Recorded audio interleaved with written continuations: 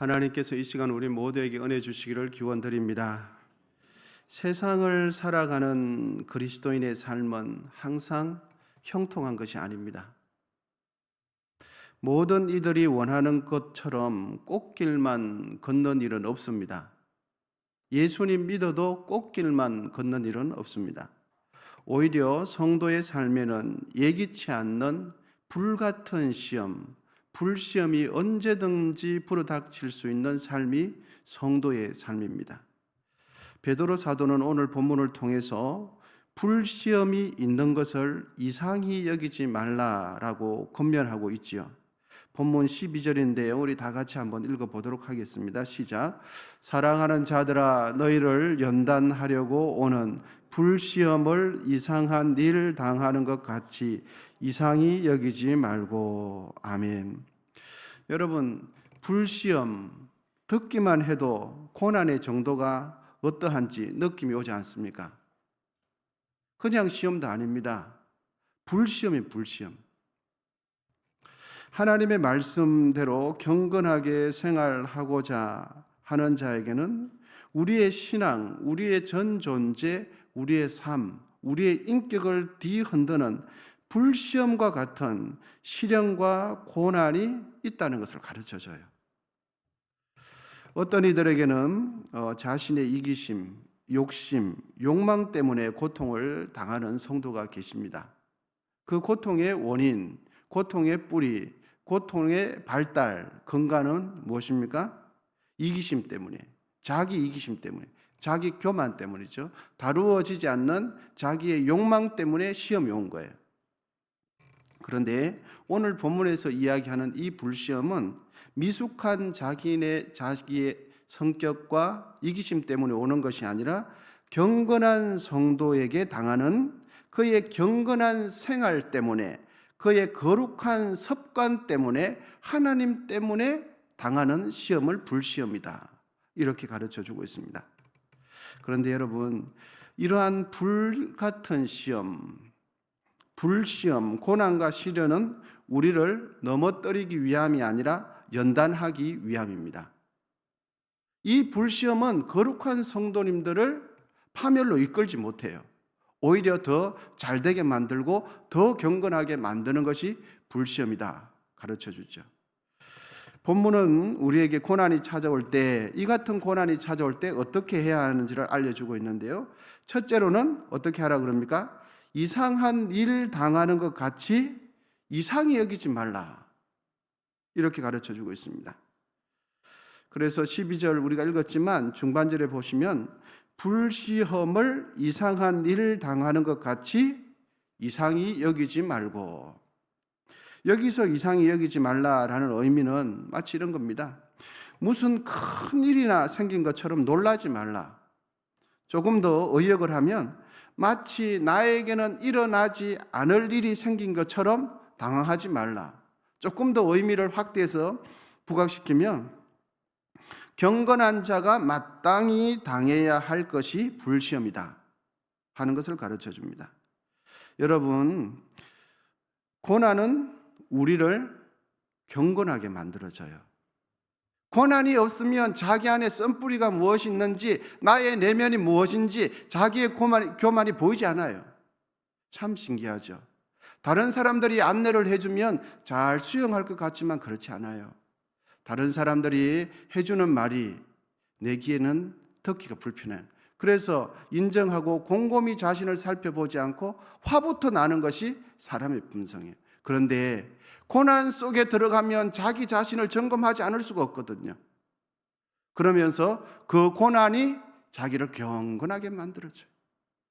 그 고난 속에서 자기의 이기적인 행동들, 자기의 편협한 생각들이 어땠는지, 그때서야 내가 상대방에게 어떠한 관점으로 행동했는지 그때서야 보이는 거예요. 10년 전에 누구는 나 때문에 진짜 힘들었겠다, 누구는 나 때문에 진짜 힘들었겠다, 그런 생각이 드는 거죠.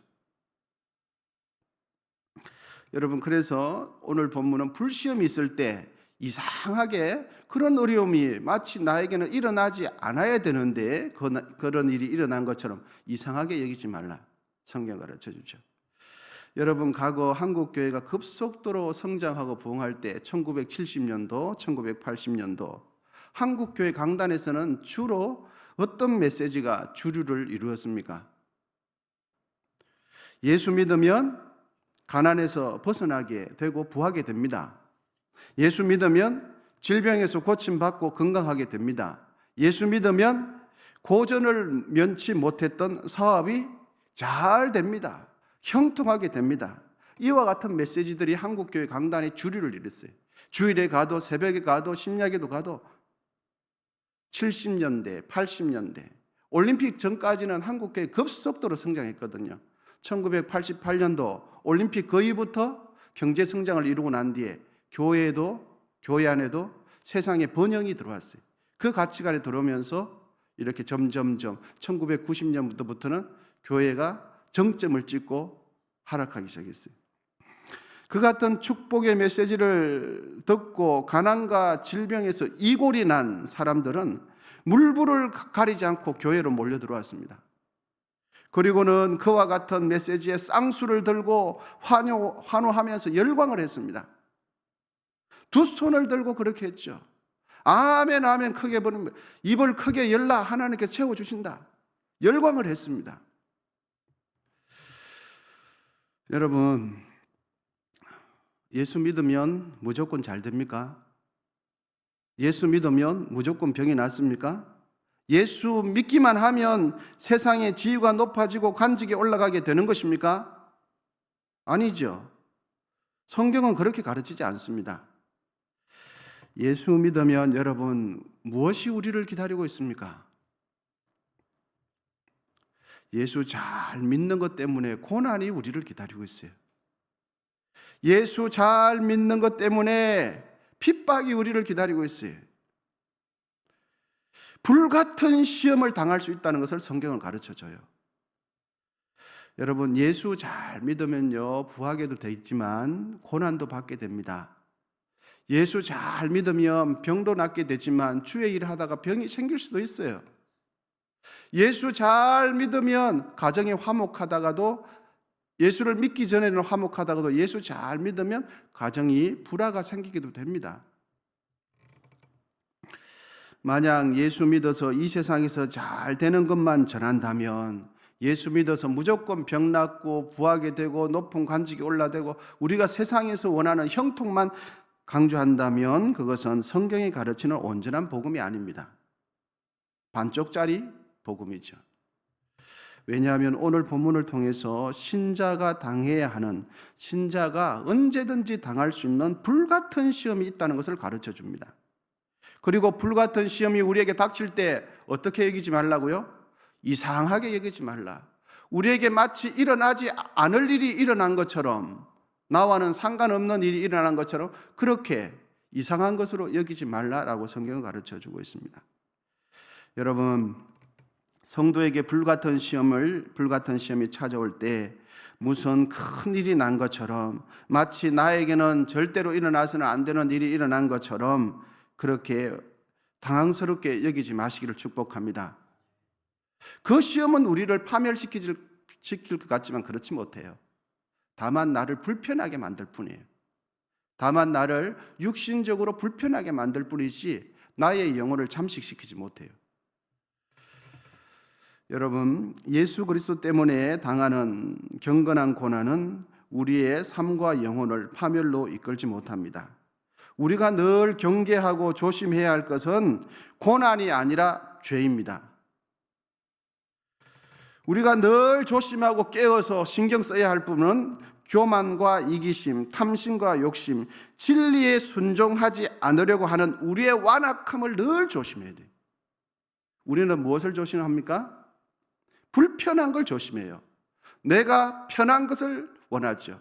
내가 편하면 잘 되고 나에게 유익이 되면 그것이 진리라고 생각하는 경향이 복음 안에 있는 우리에게도 여전히 있어요.